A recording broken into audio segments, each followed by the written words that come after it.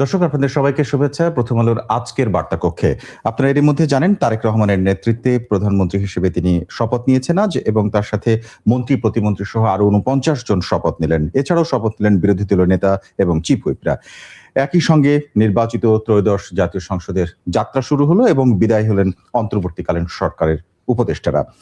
কেমন হলো এবারের এই নতুন মন্ত্রিসভা, এটি নিয়ে আমাদের আজকের আলোচনায় আমন্ত্রণ জানিয়েছি আলোচনার জন্য সাংবাদিক ও গবেষক কামরান রেজা চৌধুরীকে। তার সঙ্গে আজকের বার্তা কক্ষের সঙ্গে থাকছি আমি শামসুজ্জোহা।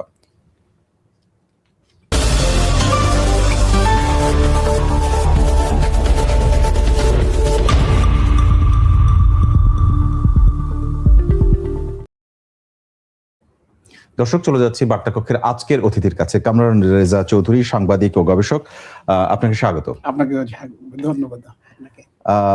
আপনার কাছে আমি শুরুতে যেটি বলছিলাম যে আজকে অনেক কিছুই নতুন, অনেক কিছুই প্রথম। আজকে নতুন সরকারের যাত্রা শুরু হলো, তারেক রহমান প্রধানমন্ত্রী হিসেবে শপথ নিলেন এবং একই সঙ্গে মন্ত্রী প্রতিমন্ত্রী ৪৯ জন শপথ নিলেন। অনেক নাটকীয় একটা এবং অনেক ঘটনাবহুল দিন গেল। আমার প্রথম প্রশ্নটা হচ্ছে, মন্ত্রিসভা তারেক রহমান সহ ৫০ জনের, এটি সংখ্যাটা আপনার কাছে প্রথমে বলা হয়েছিল ছোট সংখ্যার হবে, সেটি আসলে ছোট হয়েছে নাকি শেষ পর্যন্ত বড়ই হয়েছে? এবং মন্ত্রিসভা অ্যাট এ গ্লান্স কেমন মনে হলো? প্রথমে ছোট বড় প্রশ্ন যদি বলা হয় তাহলে হচ্ছে কি, এই যে কথাটা মন্ত্রিসভা ছোট করতে হবে, এটা একটা পপুলিস্ট আইডিয়া। আমার কথাটা খুব সহজ। সেটি হচ্ছে, যে কয়টা মন্ত্রণালয় আমাদের আছে, আমাদের মন্ত্রণালয়ের সংখ্যা তো কম না, তাই না? এখানে আপনি পোর্টফোলিও গুলো বন্টন করা অবস্থায় দেখেন যে এক একজনকে ৩টা-৪টা করে মন্ত্রণালয় দেয়া হচ্ছে।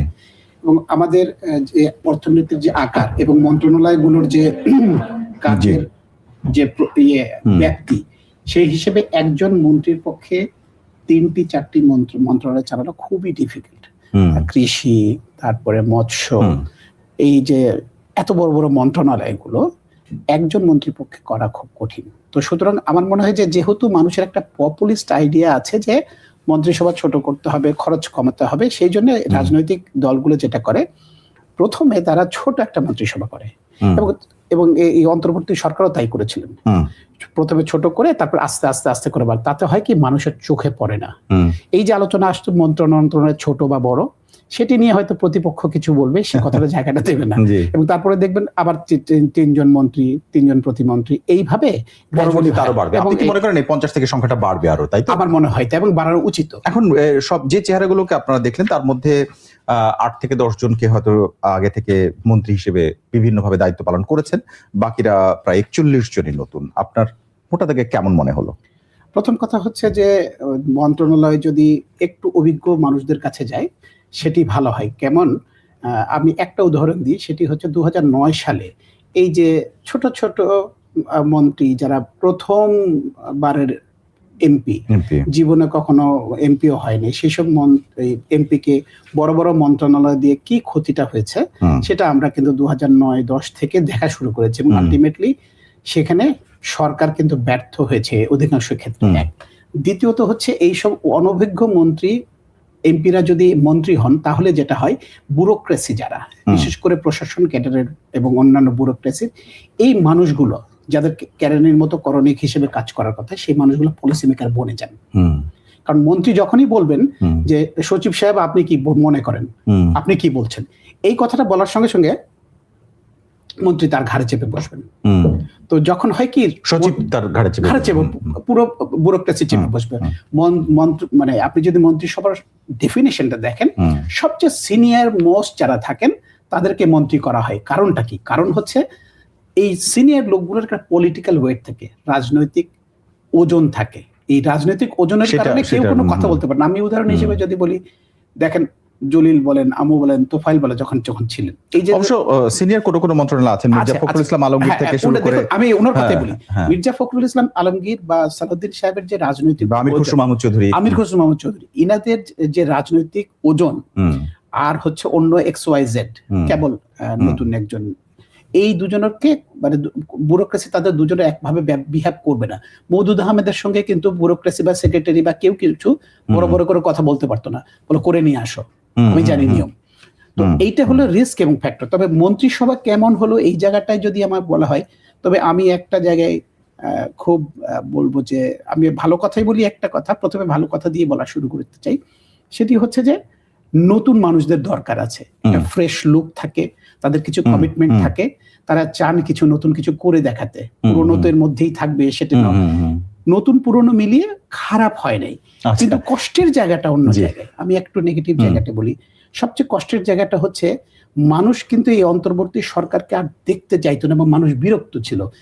আমার কাছে মনে হচ্ছে যে অন্তর্বর্তী সরকারের ভূতটা আবার থেকে গেল, কারণ খলিল সাহেবের মতো একটা বিতর্কিত মানুষ এবং এই মানুষটাকে নিয়ে কিন্তু সারা বাংলাদেশের মানুষ খুব ত্যক্ত বিরক্ত। খলিলুর রহমানের প্রসঙ্গে আরেকটি মন্তব্য এসেছে এরই মধ্যে, আপনি হয়তো জানেন, সেইটা যাব এবং আরো কিছু কিছু বিষয় প্রশ্ন রয়েছে, ক্যাটাগরিক্যালি আমরা প্রশ্নগুলো নিয়ে আসবো। কিন্তু আপনার কাছে এবারে একটু আমরা আজকের সকালটা যেভাবে শুরু হয়েছিল সেটা হচ্ছে শপথ গ্রহণের মধ্যে, সেখানে আসতে চাই।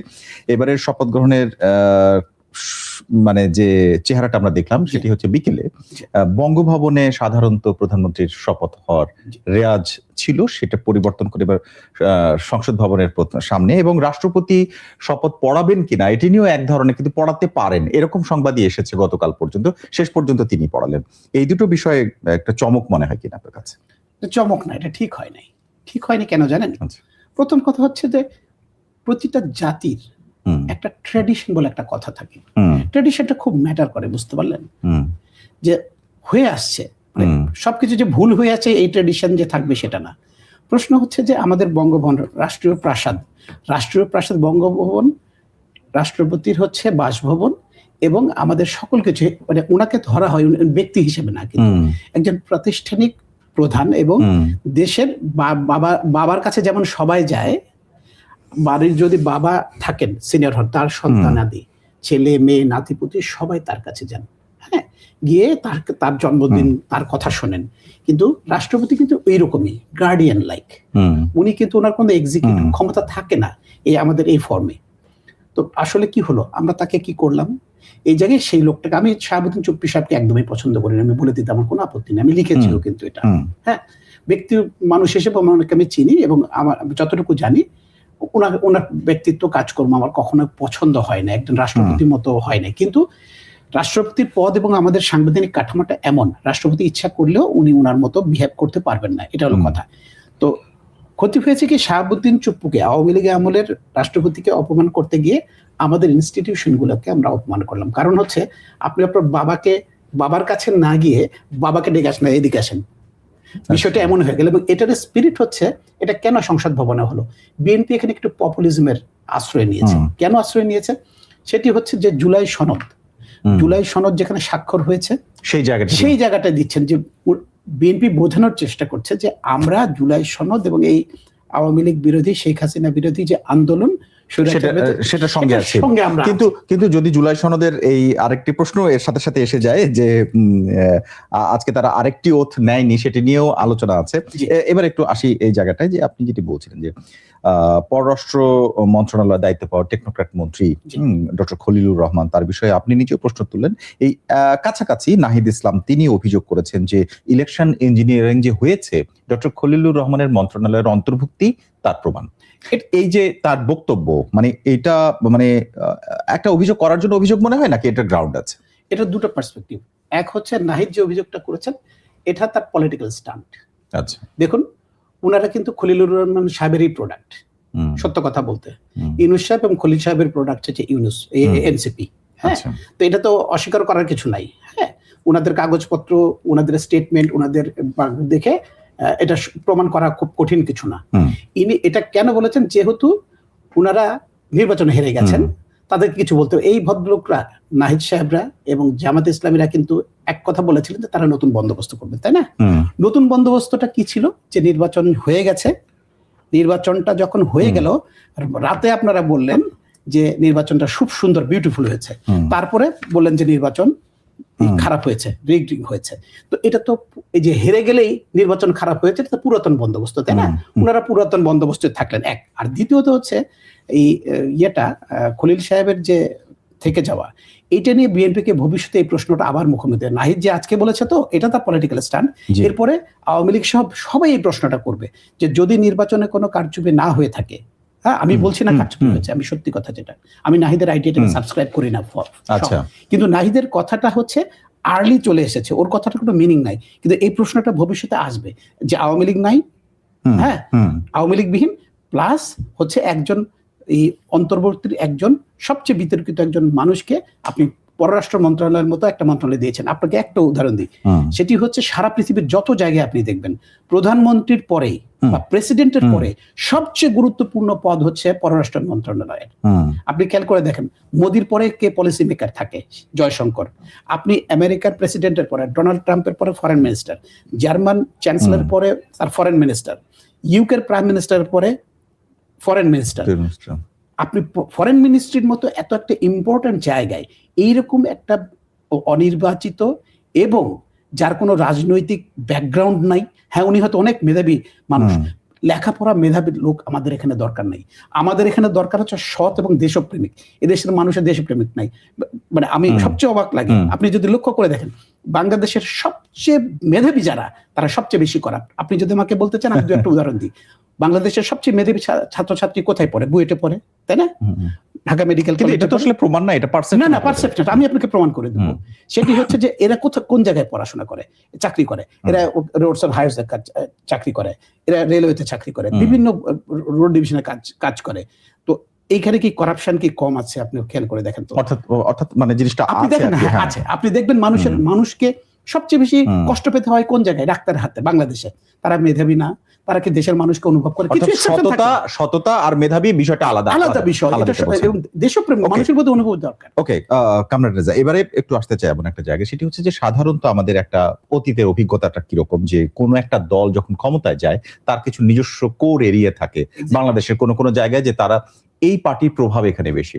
ঠিক একইভাবে এবারে যদি বলি যে সবচেয়ে বিরোধী দল জামাত ইসলামের যেখানে প্রভাব বেশি, মন্ত্রী মানে এমপি নির্বাচিত হয়েছেন, ভোটার বেশি। আওয়ামী লীগের যেখানে ভোটার বেশি বলে মনে করা হয়, সেই সমস্ত জায়গা থেকে কোনো মন্ত্রীর বা প্রতিমন্ত্রীর নিয়োগ দেওয়া হয়নি। এটা মিন করে কিনা যে সেই পুরনো সময়ের বাস্তবতা, যে সেসব জায়গায় মানে তারা বরাদ্দ কম সংকটে ভুগবে এবং সেখানে আসলে গুরুত্ব পাবে না, মানে সেটার প্রতিফলন এরকম মনে আনা যায় কিনা? এখানে দুটো পার্সপেক্টিভ আছে। প্রথম কথা হচ্ছে যে দেখুন, এবারের নির্বাচনের যে অবস্থা ছিল, দেখুন 2000, 5000 এইসব ভোটে কিন্তু বিএনপির অনেক এমপিরা জয়লাভ করেছেন। তো এখন আপনি যদি ওই এলাকার মানুষগুলোকে, যারা তাদেরকে এমপি নির্বাচিত করেছে, সেখানে যদি মন্ত্রী দেয়া না হয়, তাহলে ওই এলাকার মধ্যে কিন্তু একটা রিপারকাশন তৈরি হয়। আমরা তো ফর এক্সাম্পল রাজশাহী অঞ্চলে বলেন বা বরিশাল অঞ্চলে বলেন, মানে সিলেট অঞ্চলেই বলেন, ওরা বলবে যে আমরা তো রংপুরের দিকে তাকান, রংপুরে তো সব জামাত পেয়ে গেছে, যশোরে তো সব জামাত পেয়েছে, আমরা এতগুলো এমপি দিলাম, এতগুলো এমপি মন্ত্রী নাই কেন?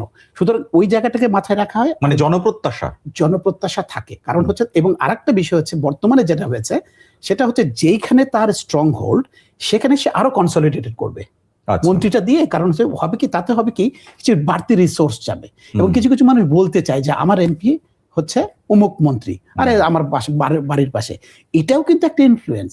মানুষ হয়তো কিছুই পাবে না, সে এই মন্ত্রীর কাছে কোনো বরাদ্দ পাবে না, কিছু পাবে না, কিন্তু তার এই যা অহমিকা বা তার একটা গর্ব যে আমার পাশের বাড়ির লোক হচ্ছে এমপি, তিনি এখন মন্ত্রী, এই কথাটা তিনি বলে বেড়ান। অর্থাৎ সেই প্রভাবটা মানে দুই দিক থেকে, এক হচ্ছে ভোটারের মধ্যে এক ধরনের প্রভাব ইনফ্লুয়েন্স থাকে, কিন্তু আমি যে বিষয়টি মানে লক্ষ্য করার চেষ্টা করেছি, মানে প্রশ্নটা মানে যদি স্পেসিফিক করি, যে বরাদ্দ বেশি, তারপর সেখানে সুবিধা পাবে বেশি, এটা এই জায়গাটা উদাহরণ তো এর আগে আমি আপনাকে আসছি। খুব সুন্দর কথা একটা বলেছেন।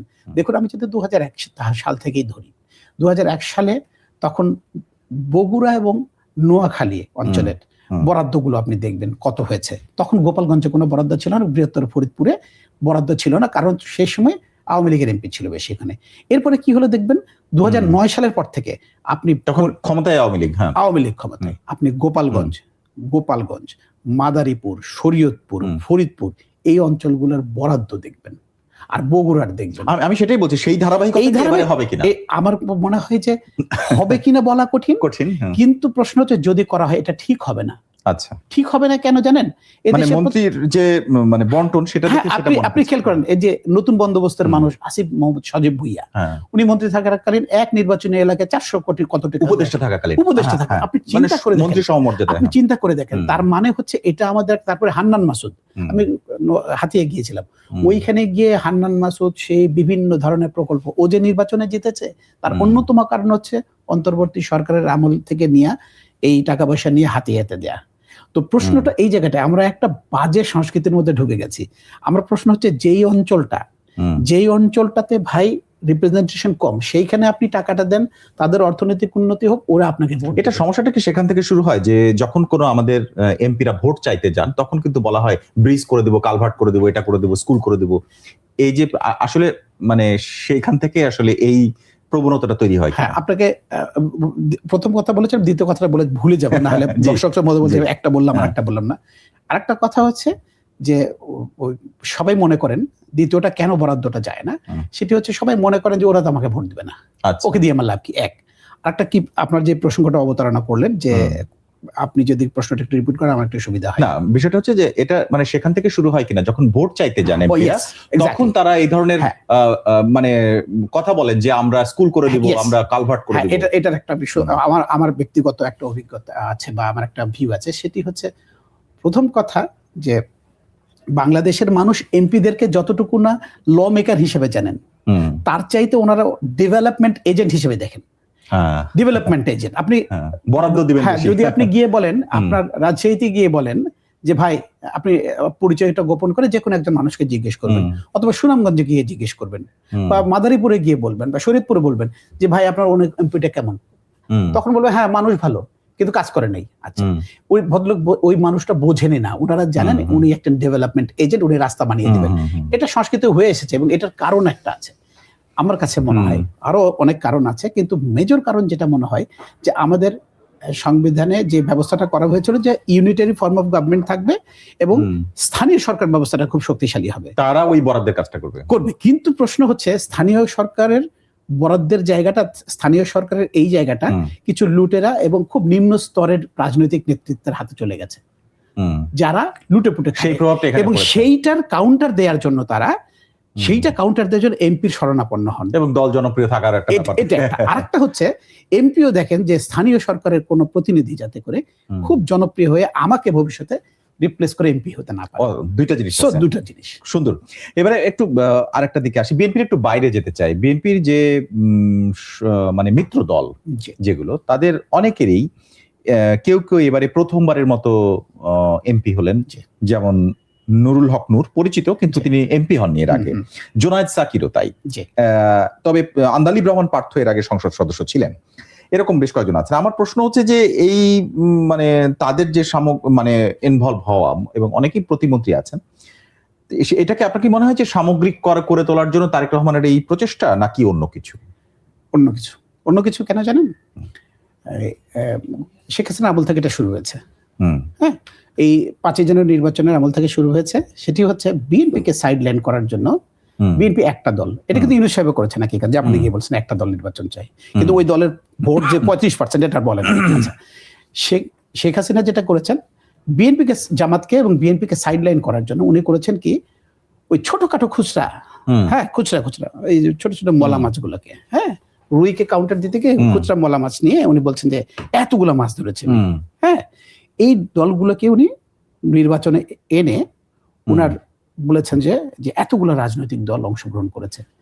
এইখান থেকে হলো কি জানেন, এই ধরনের ভুইফোর রাজনৈতিক সংগঠন গুলোর ভ্যালু বেড়ে গেল, এবং রাতারাতি বিভিন্ন জনের পয়সা দিয়ে, বিভিন্ন এজেন্সি থেকে শুরু করে বিভিন্ন লোকজন ফটকা, যাদের হয়তো 10 জন 12 জন লোক নাই, তারা নিয়ে একটা রাজনৈতিক দল করে ফেললো, এবং অনেকে এটাতে পেয়ে গেল, রেজিস্ট্রেশন। কোনো কোনো ক্ষেত্রে কিন্তু পরিবর্তন হয়েছে, যেমন ববি হাজাজের কথা বলা যায়, তিনি তার দলের আসন ছেড়ে দিয়ে তিনি বিএনপিতে জয়েন করেছেন।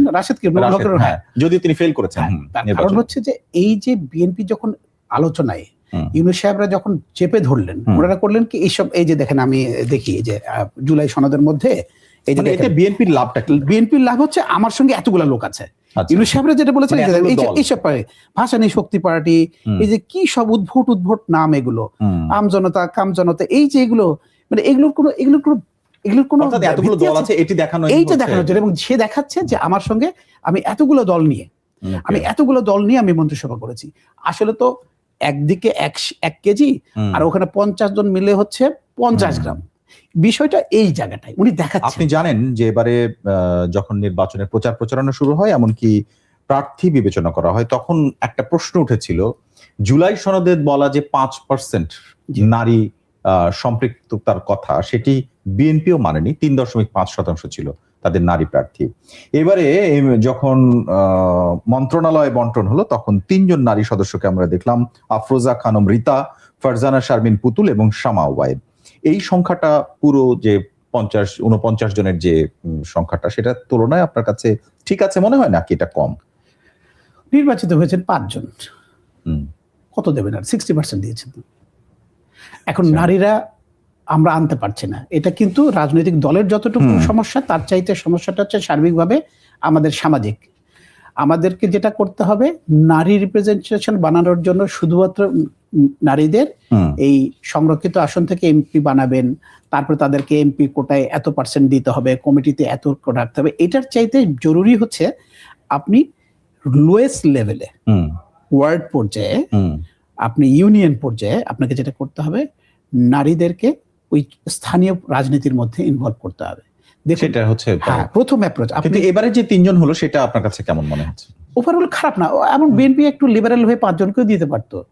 তাতে হতো কি, এমপির নারীরা আরো বেশি আগ্রহী হতেন যে 5 জন নির্বাচিত হচ্ছে, 5 জনকে দিয়ে দিয়েছে, ভবিষ্যতে এটা একটা ইম্প্যাক্ট থাকতো। কিন্তু আমি যে কথাটা আমি 5 জনের মধ্যে 3 জন, এটা কি ইম্প্যাক্ট থাকবে না? এটা থাকবে সংখ্যার হিসেবে তো কম, কিন্তু পার্সেন্টেজের জায়গায় কিন্তু হিউজ। এটা কম না, কিন্তু 60% এটা মানে কম নয়।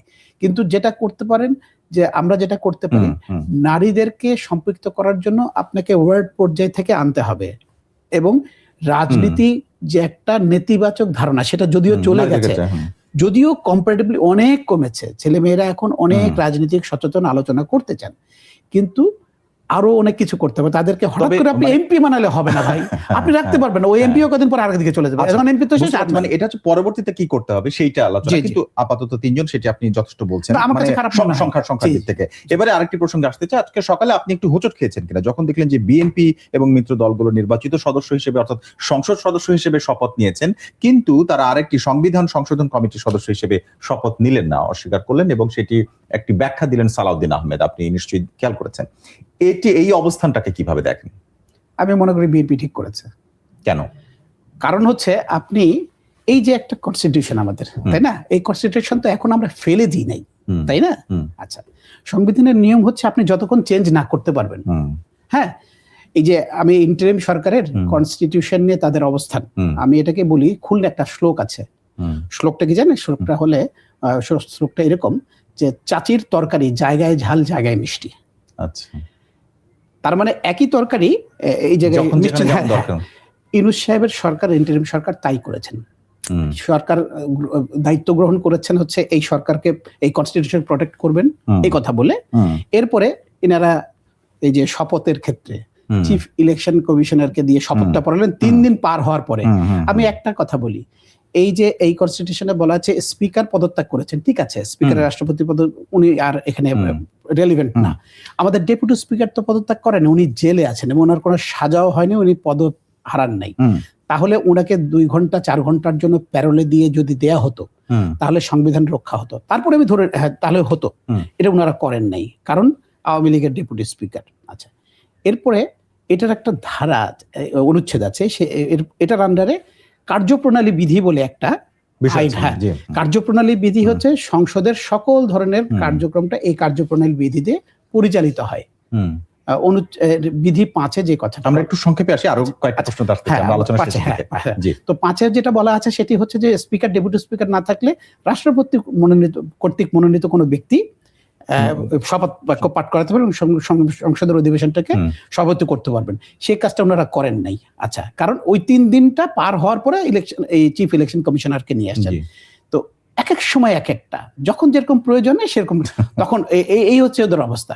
হয় মানবেন না হয় মানবেন না ভাই, এই সংবিধান মানি না, আমি মানি না। অর্থাৎ যে সংবিধানের প্রশ্নে আপনি এসে বিএনপি কে বলছেন যে বিএনপি ঠিক আছে। এবারে একটু যদি এটা বলি যে জামায়াত ইসলামী এবং এনসিপি আজকে শপথ নিয়েছেন এবং তারা দুটো শপথই নিয়েছেন, এমপি হিসেবে শপথ নিয়েছেন এবং সংবিধান সংশোধন কমিটির সদস্য হিসেবেও নিয়েছেন, কিন্তু একটি অংশ নেয়নি এবং বড় অংশই নেয়নি বিএনপির।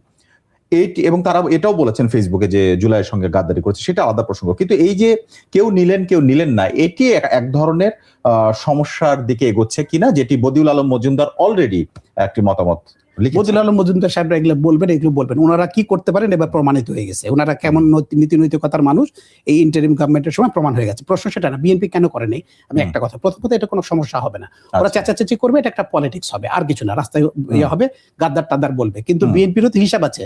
ওরা শোনেন, আপনি একসঙ্গে একই অঙ্গে দুটো রূপ হবে, আপনি নারী আর পুরুষ একসঙ্গে হতে পারবেন না, হয় আপনাকে খেলোয়াড় হতে হবে, না হলে আপনার রেফারি হতে হবে, তাই না? আপনি একই সঙ্গে সংবিধান গণপরিষদ, আপনি এটার প্রথম কথা, এই গণভোটের আইনের কোনো আইনি কোনো ভিত্তি নেই, প্রথম কথা। আপনি গায়ের জোরে অধ্যাদেশ দিয়ে এইসব কাজ করছেন। দ্বিতীয়ত হচ্ছে বিএনপিরা কেন নেবে? বিএনপি দেখুন, বিএনপির রাজনৈতিক ভিত্তি হচ্ছে 1971। আওয়ামী লীগের সঙ্গে তাদের গন্ডগোল থাকতে পারে স্বাধীনতার ঘোষক নিয়ে, কিন্তু তারা কিন্তু 71 এক। জামাত যেহেতু 71 এর পার্ট না, এবং এনসিপি যেহেতু জামাত 71 এর পার্ট না, সেহেতু তারা চায় একটা, শোনেন, রাজনীতিতে টিকে থাকার জন্য তার কিছু ফাউন্ডেশন দরকার। এই ফাউন্ডেশনকে কন্ট্রোভার্সিয়াল করার জন্য বা তাদের মতো করে তৈরি করার জন্য তারা এই কনস্টিটিউশনাল রিফর্ম কাউন্সিলের, তাহলে এরপর যখন সংসদ বসবে, আমার প্রশ্ন হচ্ছে যে জুলাই জাতীয় সনদ বা সংসদ যেটি বলা হচ্ছে সংবিধান সংশোধন, এই প্রসঙ্গে আসলে একটা ক্যাওটিক সিচুয়েশন এরই মধ্যে তৈরি হয়ে গেল কিনা? দেখুন, এটা নিয়ে হইচই হবে, অনেক বেশি কেওস হবে, কিন্তু আলটিমেটলি যে কাজটা করা হয়েছে, একসঙ্গে দুটো শপথ হয় না, এভাবে হয় না। একটা এমপিকে আপনি দুই জায়গায় দিবেন, তাতে কি হতো দেখুন, আমি হাইপোথেটিক্যালি ধরলাম যে বিএনপির এমপিরা ওনারা কনস্টিটিউশনাল রিফর্ম কাউন্সিলের মেম্বার হলেন, মেম্বার হওয়ার পরে তারা ওই যে একটা আবার তারিখ দিয়ে দিছে, কিন্তু 100 এত দিনের মধ্যে করে ফেলতে হবে, করে ফেলার পরে তখন বলবে যে নতুন সংবিধান গৃহীত হয়েছে, আপনারা পুরনো এমপি হিসেবে আছেন, ওই সংবিধান অনুযায়ী শপথ নিয়েছেন, আপনার দরকার নেই, ভেঙে দেবে। তখন বিএনপি কি বলবে? আচ্ছা, আরেকটা প্রসঙ্গ, সেটা একটা প্রসঙ্গ আপনি উত্থাপন করেছেন। আরেকটি মানে শেষের দিকে একটু সংক্ষেপে যদি বলেন যে বিএনপি সংখ্যাগরিষ্ঠ এবং 2/3 বেশি আসন পেয়েছে, সেক্ষেত্রে সংসদে আমরা অতীতের অভিজ্ঞতা দেখেছি যে তারা মানে শক্তিশালী থাকে সবসময়, এবং মতামত তৈরি করার ক্ষেত্রে তারা সবচেয়ে বেশি শক্তিশালী থাকে। সেই রকম একটা শক্তিশালী অবস্থায় গণভোটটা মুখোমুখি হয়ে যাচ্ছে কিনা, যদি তারা না চায়?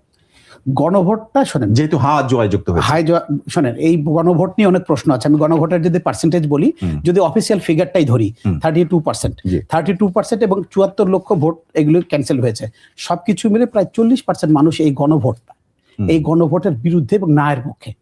প্রথম কথা হচ্ছে, যেভাবে ভোটের ব্যবস্থা করেছে, এটা আমি নিজে ভোট দিতে গিয়ে আমি বিপদে পড়েছি। হ্যাঁ, ঠিক, ওনারা টিক দিবেন কেন? ওরা ফাঁকা রাখতে পারতেন না? আমি ওখানে একটা সিল দেবো। অনেক মানুষকে আমি নিজে দেখেছি যে তারা বোঝাই নাই। তো এখন এই জায়গাটাই 40% মানুষ যদি একটা জায়গায় না থাকে, বিএনপির পক্ষে, বিএনপির মতো এত বড় একটা দল, সেই দলের পক্ষে এই জিনিসগুলোকে অ্যাভয়েড করা সম্ভব কিনা আমি বলতে চাই।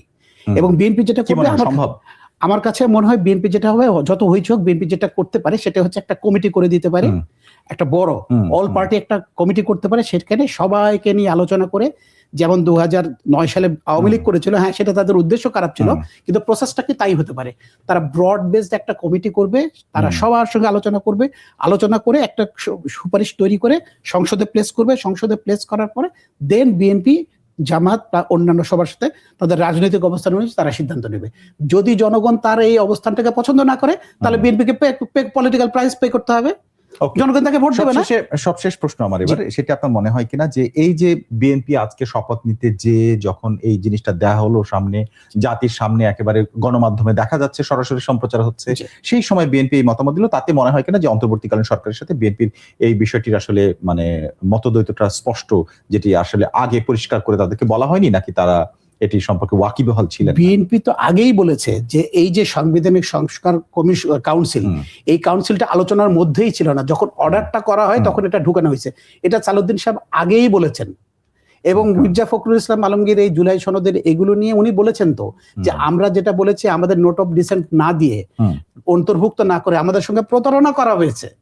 এটা তো নতুন কিছু না। বিএনপি তো তার নোট অফ ডিসেন্ট এবং তার অবস্থানটা পরিষ্কার করেছে, এই জায়গায় বিএনপি ঠিক আছে। কারণ হচ্ছে বিএনপি যদি ওই জায়গায় এক কথা বলতো এবং পরে এসে এক কথা বলতো, এখন হয়তো জুলাইয়ের গাদ্দারি টাদ্দারি এইসব বলবে, এসব সস্তা সেন্টিমেন্টের কথা বলে লাভ নাই। বিএনপি খুব স্মার্টলি শুরু থেকে নোট অফ ডিসেন্ট দিয়ে তার জায়গা, আমি বিএনপি করা লোক ভাববেন না ভাই আমাকে, আমি সত্যি কথা বিএনপি যেটা খারাপ কাজ করেছে সেটা বলেছি।